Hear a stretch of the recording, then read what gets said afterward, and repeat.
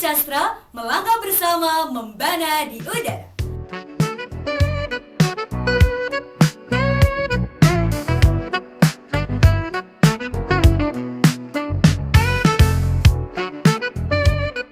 Halo Sobat Castra, selamat datang di episode terbaru podcast Derap Castra bareng aku, Maritza Sadida.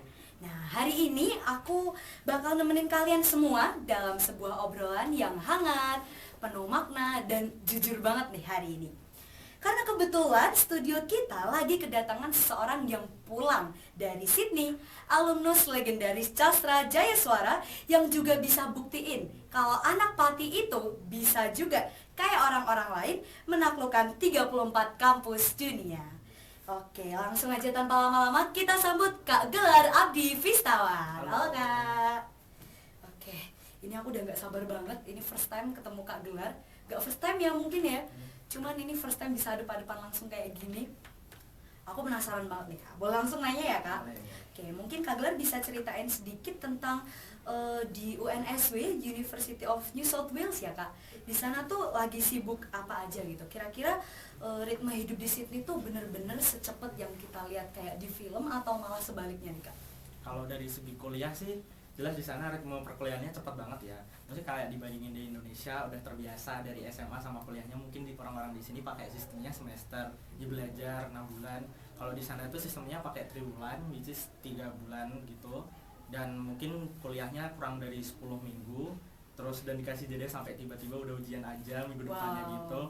Jadi menurutku emang cepet banget, apalagi di sana tuh orang-orang tuh cepet tanggap. Tapi kalau misal ritme hidup juga sebenarnya slow living sih, cuman ya kalau di kota-kota besar mungkin apa kayak orang jalan aja lebih cepat, lebih rame, namanya kota besar ya. Iya.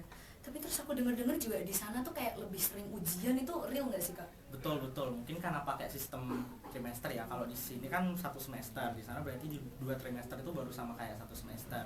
Which is ujian, terus nanti di tengah-tengah juga udah ada ujian. Kalau di sini mungkin ujian tengah semester ya. Kalau di sana mungkin kayak ujian biasa, tapi ya gitu.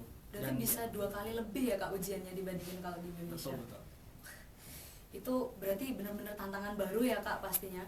Terus aku penasaran juga nih sama Kak Gelar, kan dari di artikel yang tersebar di internet nih ya, aku dengar ada 34 surat cinta, letter of acceptance yang datang dari berbagai benua nih. Kenapa akhirnya tuh Kak Gelar pilih UNSW gitu?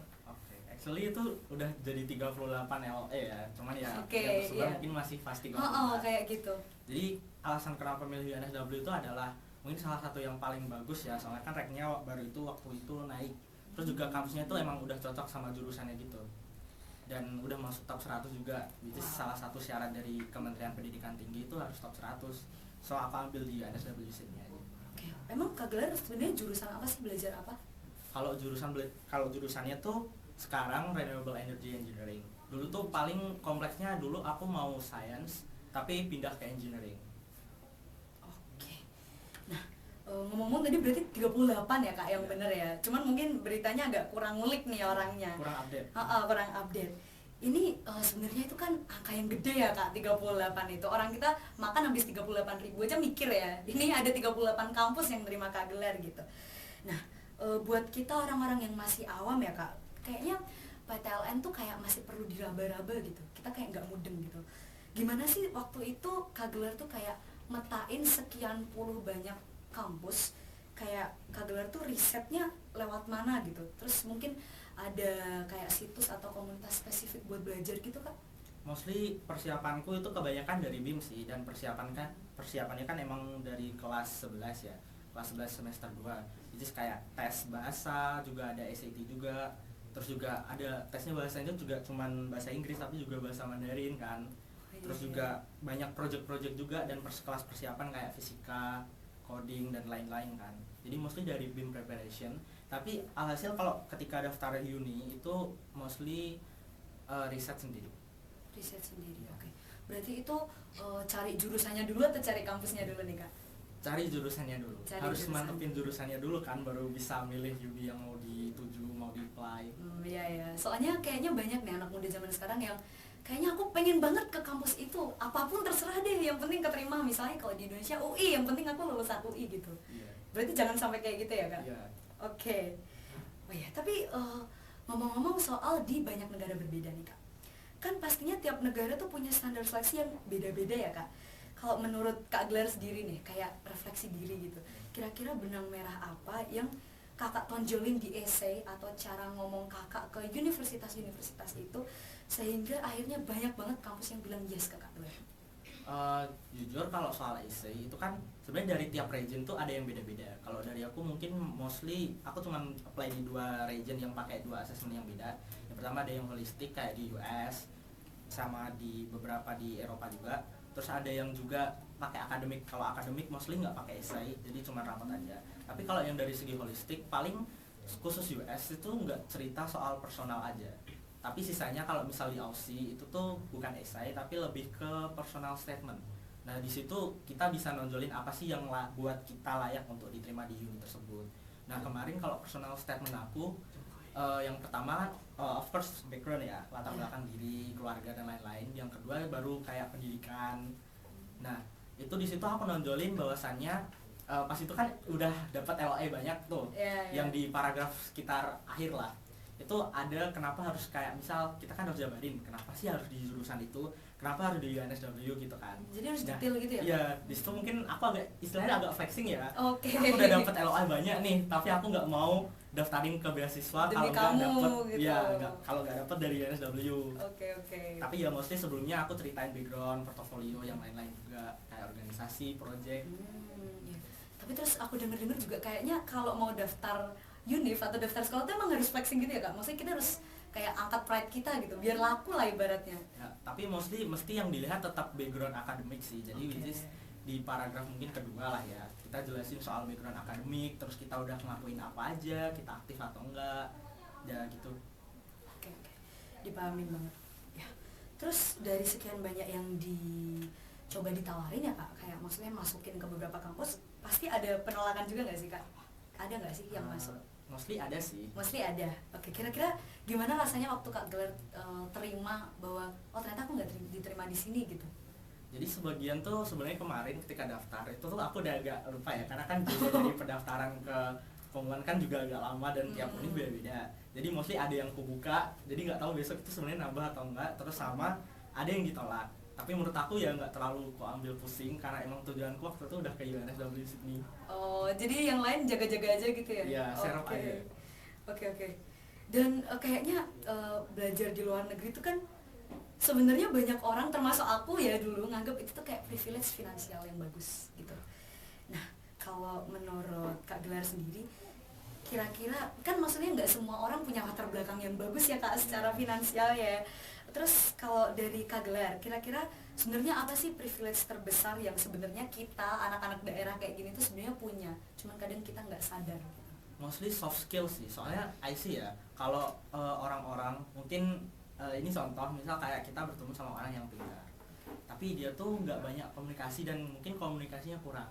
Kan beda ya kalau kita ibaratin sama orang pintar tapi diem, sama orang yang banyak ngomong tapi tong kosong. Tetap orang yang tong kosong ini bakal mendominasi karena dia ngomong banyak terus. Ngomong ya. Jadi emang mostly hard skill sama soft skill tuh harus bisa berdampingan. Jadi gak cuma pintar aja tapi harus pintar komunikasi, kayak skill-skill soft skill yang lain juga. Memang banyak yang harus disiapin ya Kak berarti kalau ini. Nah, ini sekarang tadi udah secara teknis ya. Aku jadi penasaran juga sama di dalamnya Kak Glar gitu. Kira-kira pernah nggak sih Kak ada momen Kak Glar tuh kayak pengen hampir milih jalan aman gitu, kayak misalnya aku udah daftar PTN aja deh, misal kayak di Jogja atau di mana gitu, karena kayak kan kalau di dunia luar Indonesia kayaknya berat juga ya kalau dilihat-lihat. Pernah nggak sih Kak Glar ada di fase itu? Jujur kalau dulu aku emang rencana kuliahnya itu nggak jauh-jauh banget. Dari dulu emang orang tua agak strict, disuruh kuliahnya di UNS Seoul aja. Tapi ketika gitu. kelas 11 itu aku dapet BIM preparation, itu nggak boleh di jurusan yang aku mau waktu itu aku mau kedokteran, jadi harus yang STEM dan kedokteran. Oh gitu ya, which is mungkin ya science, technology, engineering, mathematics kan. Nah dari situ awalnya ya kayak yang aku bilang tadi, aku mau science tapi pindah ke engineering. Nah dari situ juga aku mikir, ketika waktu itu kan emang kronologinya dari 2024 ke 2025 nih, kita kan ganti presiden, ada transisi politik lah istilahnya ya. Waktu itu juga kementeriannya masih belum jelas, Jadi waktu itu beasiswa Indonesia Maju tuh juga belum ada informasi terbaru gitu loh. Padahal waktu kalau angkatan-angkatan sebelumnya itu udah jelas harus ngapain, harus ini ada persiapan tambahan lagi. Tapi waktu itu aku nggak ada. Jadi waktu itu ada surat edaran dari Kementerian Pendidikan Tinggi bahwasanya penerima beasiswa Indonesia Maju itu boleh ikut SNPMB, SNBP, SNBT dan juga jalur mandiri dan nggak bakal di blacklist sama univ-univ tujuannya. Ya kebetulan waktu itu dapat eligible juga, terus daftarin ke SNBP tapi kayaknya emang belum rezeki ya, dapat merah. Wow. Ya. Tapi seringnya gitu ya kak, yang dapat merah malah kalau di luar negeri dapat centang nih. Iya. Tapi gitu. oh gitu ya, emang mostly gitu. Oh berarti sebenarnya pada awalnya tetap sempat berpikiran kayaknya aku butuh cari aman juga. Yeah. Oke. Tapi kalau setelah berhasil gini nggak nyesel dong kak? Nggak nyesel dong. Nggak nyesel sama sekali. Nah, oke, aku juga pengen flashback dikit. Kemarin waktu MPLS tahun ajaran ini 2526 kan Kak Gelar sempat ngisi juga ya di acara MPLS. Waktu itu aku vote sama Kak Gelar bareng sama teman-temanku. Nah, waktu itu aku sempat tanya nih kayak gini, kurang lebih tanyanya gini, Kak, itu bisa diterima di sekian banyak kampus, itu doanya 100 hari sekali Kak? 100 kali sehari Kak? Aku waktu itu bilang gitu. Tapi Kak Gelar bilang gini, enggak juga kok gitu. Itu sebenarnya jawabannya lumayan membekas sih Kak.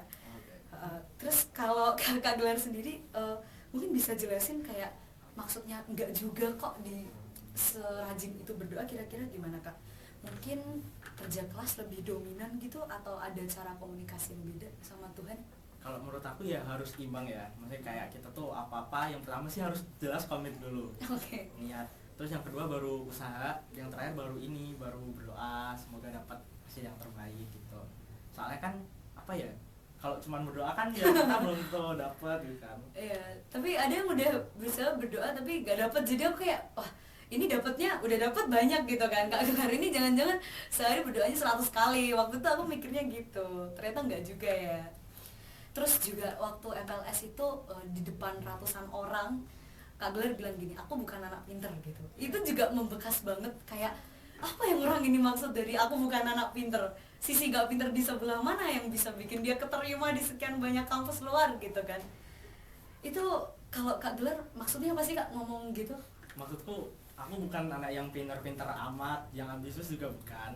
Tapi mostly tuh emang kita tuh apa ya, pinter-pinter cari peluang. Jadi harus pinter-pinter cari celah. Maksudnya kayak orang yang pinter tuh belum tentu dia tuh punya jiwa riset yang global gitu loh. I mean kayak bisa aja dia tahu dia pintar, dia tuh bisa masuk univ bagus, dia bisa dapat beasiswa, tapi dia karena dia nggak riset, dia nggak tahu gitu ya. dia. Sedangkan orang yang mungkin menengah lah ya, istilahnya dia tahu peluang itu, jadi dia ambil gimana caranya, dia dapat. Nah kayak gitu.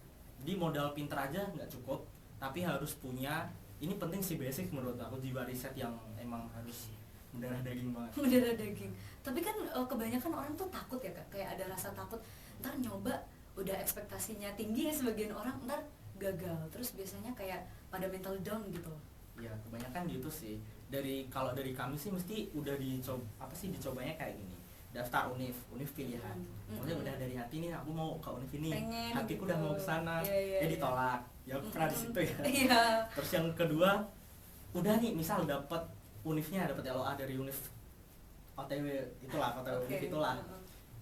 Dari beasiswanya ditolak kan, itu udah patah hati banget kan. Nah dari situ ya memang harus pintar-pintar cari celah lagi. Soalnya kan jalan menuju Roma itu gak cuma satu. Bener, oke. Nah, terus survival ya, let's say di luar negeri itu pasti kan beda sama cuman di Indonesia aja gitu ya Kak. Kira-kira mungkin bisa ceritain ada satu momen yang Kak Gelar tuh masa ini susah banget nih aku lewatin selama di Sydney beberapa saat terakhir ya, yang mungkin Kak Gelar pastinya nggak pernah share di medsos gitu. Oh gitu. Mostly paling ini sih, kalau dari segi cuaca kan emang beda ya. Tapi ya menurut aku kalau dari Aussie ke Indonesia tuh nggak terlalu beda jauh. Mungkin bedanya ketika musim dingin aja sih. Terus mungkin dari segi kuliah sih aku rasa-rasa, soalnya kayak kuliah di sana tuh rasanya tuh berat banget. Jadi nggak pernah aku posting di stories jelas itu. Iya. Pertama tuh aku kayak dapet matkul yang base-nya project, jadi nggak ada ujian akhirnya. Dan itu pertama kali masuk banget, loh. Iya pertama kali banget udah masuk disuruh bikin robot. Baru masuk? Iya. Wow. Aku coding nggak bisa, bikin robot nggak pernah. pengalaman dikit bikin robot tuh nggak pernah ada, maksudnya kayak tiba-tiba banget gitu kan. Tapi mostly ya awal-awal sih mungkin sedih, ya emang sedihnya aku benar-benar sendiri sih. Tapi ya lama-lama awalnya ya aku jalani dulu. Terus di sana juga adaptasi apa sih namanya, aksennya susah. Oh gitu. Iya, Kan beda nggak sih sama Inggris umum? Beda sama British sama American ya. Orang Aussie tuh kalau ngomong cepet juga apa sih, Menyesuaikan otot dirinya. lidahnya juga nggak dipakai juga. Jadi kalau ngomong agak cepet, bus sama agak jelas gitu. Jadi kayak harus komunikasinya harus kuat banget sih menurut aku. Dengerin profesornya berarti susah juga dong Kak? Nyatetnya gimana? Maksudnya selama di sana? Kalau dari pembelajarannya? segi profesor sih sebenarnya tergantung orang ya, karena nggak semua profesornya itu kan juga native Aussie Oh kan. gitu. Ada yang juga orang dari India, ada yang profesor dari China juga. Berarti itu ada fungsinya juga yang apa, tes learning yang Chinese itu ya? Iya. Waktu mau ini. Iya, aku pernah ketemu sama orang Chinese di sana. Hmm. Dan mungkin komunikasinya dalam bahasa Inggris agak kurang, jadi mostly aku ngomong pakai Mandarin. Oh. Sampai kami tukeran WhatsApp waktu itu, nomor WhatsApp cuman buat ngasih tahu, dia pengen tahu ini. Oh. Jadi kayak dia ngomong pakai Mandarin, aku ngerti dikit-dikit, terus aku ngomong Ngerti pakai Mandarin dikit-dikit juga. Oh, soalnya aku juga lihat di Instagramnya Kak Gelar tuh ada nickname in Chinese-nya ya? Apa ya? Oh iya, itu Cie Cie dia. Itu dikasih sama guru Mandarinku waktu di preparation. Oh walah. Wah, berarti di sana kan beda ya, apalagi tadi berarti ke-mention kalau emang beda budaya, latar belakang tuh susah ya Kak. Kalau dari Kak Gelar kira-kira gimana sih cara kakak tuh bawa identitas, let's say anak Pati doang gitu ya, di tengah pergaulan internasional kayak gitu biar nggak kelihatan kudet juga gitu? Mostly justru aku agak sedikit pride ya, Oh, gitu. as orang Jawa ya. Oke. Maksudnya kayak kita tuh orang Jawa tuh ya, as orang Indo sih biasanya, orang Indo tuh sebenarnya udah bisa bilingual. Iya. Kita tuh nggak cuman bisa bahasa Indonesia tapi juga bisa bahasa daerah. Jadi kalau ketika ditanya di sana kamu bisa berapa bahasa, itu kan kalau Sombong. misalnya udah bisa bahasa Indonesia sebagai bahasa nasional, Mm-mm. bahasa daerah sebagai bahasa ibu, Berarti terus ada bahasa Inggris, aku Tiga. tambahan bahasa Mandarin Oke, keempat. lumayan sombong boleh ya. Oke, berarti malah memudahkan nggak selama di sana? Memudahkan. Biasanya orang di sana juga kepo, kayak misal ditanya, "Are you Indonesian?" "Oh iya, I'm Indonesian." Mesti dia kayak cerita soal Indonesia kan. Oh, gitu. Jadi aku juga cerita, tapi biasanya mereka mentionnya Bali. Aku mentionnya aku dari Jawa Tengah. Jawa Tengah. Oke. Tapi selama di sana tuh kayak ada minder gitu Kak, atau kayak culture shock yang terlalu sampai kayaknya ini apa ya, aku bisa survive gak sih di sini kayak gitu? Kalau awal-awal sih jelas ada ya. Oke. Tapi bukan karena hidup sih, tapi lebih ke perkuliahannya yang emang agak-agak ngeri kalau dibilang. Di sana tuh orang tuh kayak cepet tanggap. Mungkin kayak dikasih sesi tanya, kalau di Indo juga terbiasa sih. Maksudnya kayak kalau di Indo kan mesti ada yang ditanya apa enggak. Mereka enggak, Iya. mereka tuh enggak ngasih pertanyaan karena antara mereka juga enggak paham sama mereka yang introvert mungkin ya. Bisa jadi. Tapi kalau di sana tuh orang dikasih sesi pertanyaan, enggak ada yang tanya karena udah paham. Ya, tapi tetap ada yang udah nanya, tapi biasanya nanyanya kayak yang udah advance banget gitu pertanyaannya. So, menurut aku gila banget. Oh gila. Awalnya ekspektasinya apa nih Kak waktu kan kalau boleh membandingkan sama perkuliahan di Indonesia nih. Awalnya ekspektasi sampai ke Sydney tuh apa nih, kayaknya bayangannya di sini perkuliahannya gimana gitu? Kira bakalannya mungkin perkuliahannya, kalau dari segi spoiler dari kakak kelas dulu alumni yang kuliah di mana-mana ya, itu mungkin kalau di kuliahan tuh lebih fleksibel karena kayak kita yang ngatur. Kalau di Indonesia kan mungkin ada yang kayak luar KRS dan lain-lain. Oke, itu iya. kalau di sana udah ada kuotanya, kamu tinggal apply lebih lama, nanti kamu bakal dapat kelasnya, nggak usah war-war gitu kan. Terus menurut aku dari segi fasilitas sih, menurut aku beda jauh. Maksudnya kayak di sana tuh mau kesana kesini udah ada wifi. Kalau misal kamu nggak ada laptop juga kamu bisa pakai komputer. Dan di sana tuh apa ya, juga menjunjung tinggi ini sih, multikulturalisme. Maksudnya kayak mungkin dari segi agama ya. Biasanya di sana tuh kalau ujian itu mesti hari Jumat. Sedangkan hari Jumat itu kan hari Jumatan. Iya. Nah di sana tuh boleh apply namanya special consideration buat mundurin waktu, entah waktu ujian atau apa, buat menuin tugas atau gimana, buat beribadah. Jadi mostly tetap di ini sih, dijunjung tinggi. Tapi kesulitan nggak Kak? Misalnya beribadah selama di sana tuh kayak kesulitan cari tempat mungkin, atau awalnya nggak terbiasa gitu? Lebih ke ini sih, ada dikasih tempat kayak religious studies gitu, kayak space gede banget buat beribadah ya tentunya. Tapi ya itu tadi letaknya kan cuma satu titik nih di kampus. Jadi kayak dari kampus, kebetulan kampusku tuh yang kampus utama jadi kayak gede gitu kan. Ada ujung ke ujung loh iya, jalannya. ada kayak pembagian yang satu upper kampus yang di atas sama lower kampus. Nah aku biasanya mostly di lower kampus sih. Tapi kadang kalau dari upper kampus kalau ada kuliah atau dari library, maksudnya kan biasa perpustakaannya di upper kampus kan, dia harus turun jauh banget, dan itu cuma bisa jalan kaki. Jadi ya agak berat sih di situ. Lumayan effort ya. Iya. Tapi berarti selama ini persiapan, mungkin tadi sempat ke-mention dari kelas 11 sudah cari-cari kesempatan juga ya Kak. Kira-kira dari sekian banyak perjuangannya Kak Gelar biar bisa apply kemana-mana itu, menurut Kak Gelar apa nih yang paling penting? Mostly jelas kalau mungkin ya, kalau di aku kan waktu itu emang negara tujuanku yang English spoken, yang pengantar penuturnya pakai bahasa Inggris. Jadi tes bahasa Inggris waktu itu aku. Terus kayak bahasa Inggris tuh udah kuncinya aja. Soalnya kayak kalau rapot kan aku yakin lah kalau anak swasta bisa. Oke, Kalau rapot amin. gampang. Dan tinggal ditranslate pakai bahasa Inggris. Nah, kalau tes bahasa Inggris kan itu kan kita sendiri. Nah, itu jelas harus kita udah bisa bahasa Inggris, gak cuma tesnya aja sih. Ya skill bahasa Inggrisnya harus bisa improve. Tapi emangnya sebelumnya Kak Gelar maksudnya kayak meminimalkan spoken Inggris, atau maksudnya kayak sebelum kepikiran untuk ke PTLN itu sebelumnya jarang ngomong bahasa Inggris atau udah berbahasa Inggris? Oh jarang banget.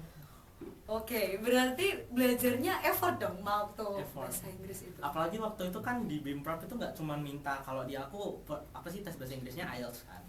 Nggak cuma IELTS, ada SAT juga. Nah SAT itu ada 2 section, ada yang SAT English sama SAT Math. Kalau Math kan hitungannya gampang lah ya, hitung-hitungan, tapi ya ada bahasanya dikit-dikit is okay.